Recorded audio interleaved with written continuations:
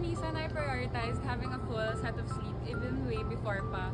Kasi recently, mas pinaprioritize ko na yung sleep ko and I've been more productive. Talagang mas na-affect niya yung performance ko, yung appearance ko the next day when I have a full, good quality sleep the night before.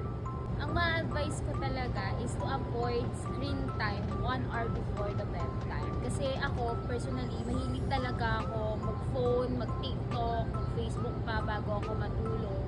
As much as possible, 1 hour before your bedtime, avoid na yung screen time para relax na talaga yung pagtulog natin.